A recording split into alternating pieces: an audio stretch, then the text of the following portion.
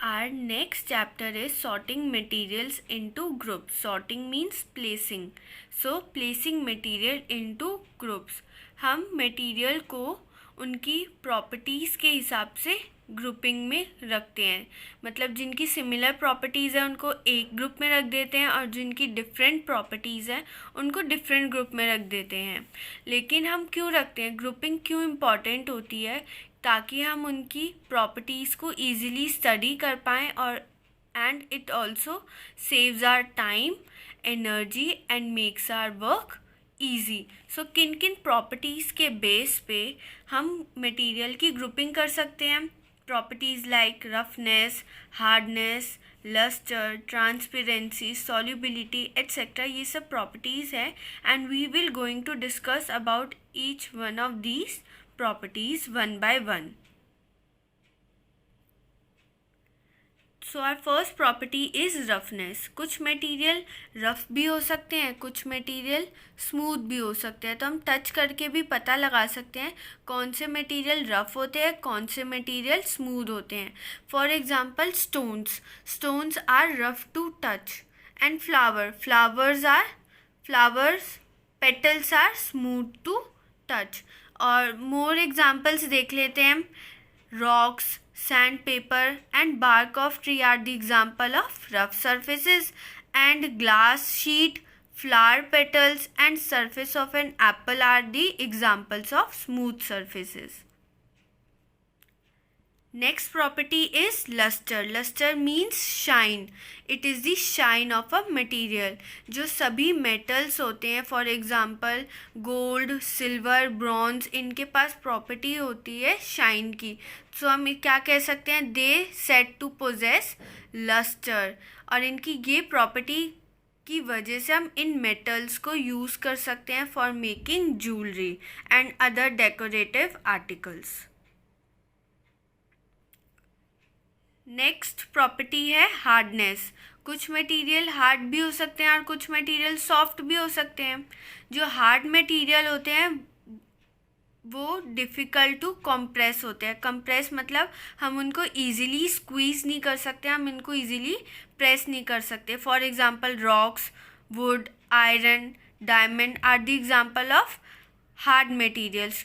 क्यों? क्योंकि हम इनको इजीली कंप्रेस नहीं कर सकते, पर हम सॉफ्ट मटेरियल को इजीली कंप्रेस कर सकते हैं। For example sponge, cotton, wool are the example of soft materials. Next property is transparency. Different materials अपने अंदर से डिफरेंट अमाउंट ऑफ लाइट को पास होने देते हैं और ये जो प्रॉपर्टी है इसको क्या बोलते हैं, transparency. Different materials allow different amount of light to pass through them depending upon the property called transparency. और इसी के बेस पे हमने मटेरियल को 3 टाइप्स में डिवाइड कर दिया है, transparent material, translucent material and opaque material. जो ट्रांसपेरेंट मटेरियल्स होते हैं वो पूरी तरीके से अपने अंदर से लाइट को पास होने देते हैं। The material that allow all the light to pass through them are called transparent material. For example glass, water, acrylic sheet etcetera are the examples of the transparent materials.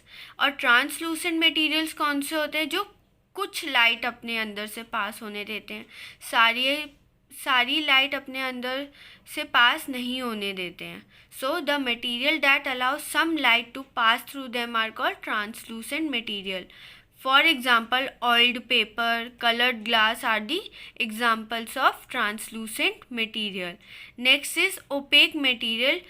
ये मटेरियल तो अपने अंदर से बिल्कुल भी लाइट पास नहीं होने देते हैं। For example wood, metal, leaf, stone, cardboard are the examples of opaque materials. Next property is state.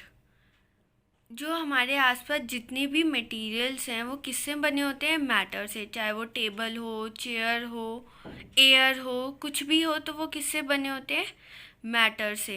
And matter is made up of particles. Matter क्या करता है, 3 स्टेट्स में एग्जिस्ट कर सकता है, सॉलिड में, लिक्विड में एंड गैस में। हम थोड़ी सी प्रॉपर्टीज़ देख लेते हैं सॉलिड की, लिक्विड की एंड गैस की। तो फर्स्ट प्रॉपर्टी जो है सॉलिड की वो है उनकी डेफिनेट शेप होती है एंड वॉल्यूम होती है। मतलब सॉलिड की डेफिनेट शेप होती है, हम उसकी शेप इजीली चेंज नहीं कर पाते और ना उनकी शेप इजीली चेंज होती है।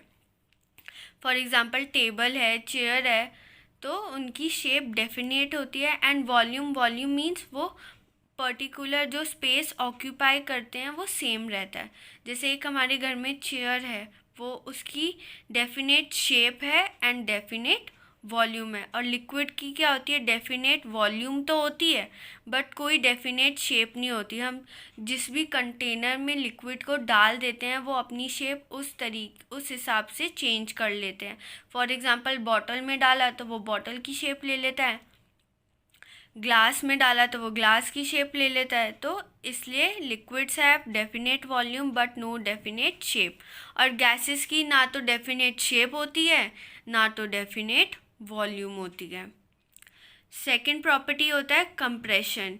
सॉलिड्स को हम कंप्रेस नहीं कर सकते, कंप्रेस मीन्स स्क्वीज़ नहीं कर सकते, ना ही प्रेस कर सकते हैं। लेकिन लिक्विड को हम कंप्रेस कर सकते हैं टू अ स्मॉल एक्सटेंट। और लिक्विड्स तो हाईली कंप्रेसिबल होती है। हम gases can be highly compressible, highly compress कर सकते हैं हम गैस को, कितना ही स्क्वीज़ कर सकते हैं।